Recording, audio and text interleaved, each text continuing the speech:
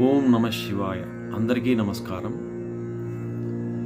కార్తీక మాసంలో ముఖ్యంగా కార్తీక సోమవారం నాడు మనమందరం పరమేశ్వరుడి యొక్క దివ్యానుగ్రహానికి పాత్రులు కావాలనే ఉద్దేశంతో శివుడికి పూజలు చేస్తూ, ధ్యానిస్తూ, శివనామస్మరణ చేస్తూ పలు శివాలయాలను సందర్శిస్తూ ఉంటాము సర్వసాధారణంగా. చాలా మంచిది. కానీ దీనితో పాటు ఇంకొక ముఖ్యమైన విషయాన్ని కూడా మనమందరం తెలుసుకోవాల్సిన అవసరం ఉంది. అది ఏమిటంటే, శివుడికి సంబంధించిన జ్ఞానం కలగాలి అంటే ముఖ్యంగా అమ్మవారి యొక్క అనుగ్రహం ఉండాలి.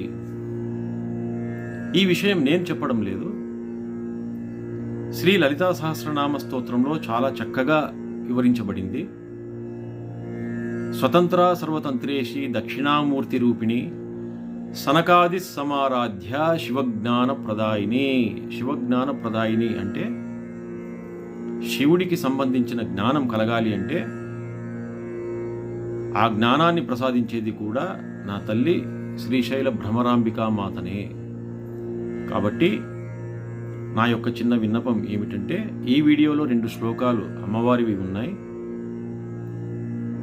ఆ శ్లోకాలను మీరందరూ కూడా శ్రద్ధతో విని పరమేశ్వరుడి యొక్క దివ్యానుగ్రహంతో పాటు నా తల్లి శ్రీశైల భ్రమరాంబికా మాత యొక్క దివ్యానుగ్రహానికి కూడా పాత్రులు కావాలని మనస్ఫూర్తిగా కోరుకుంటూ స్వస్తి.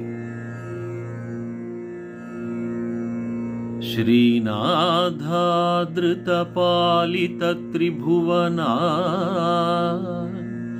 శ్రీచక్ర సంచారిణి గానాసక్త మనోజ్ఞ యవ్వనల సద్గంధర్వ కన్యావృత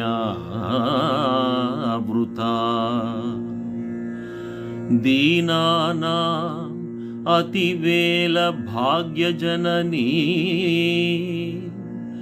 దివ్యాంబరాలంకృత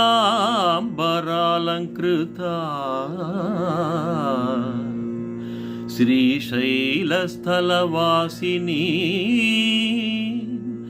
భగవతి శ్రీమాతరం భావయే.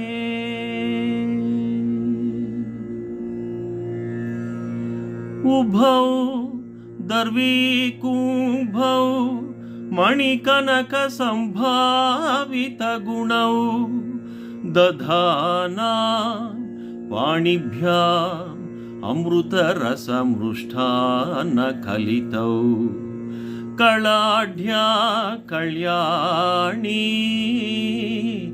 కలిత సదనా శ్రీగిరి శిరస్యసౌ భ్రామర్యంబా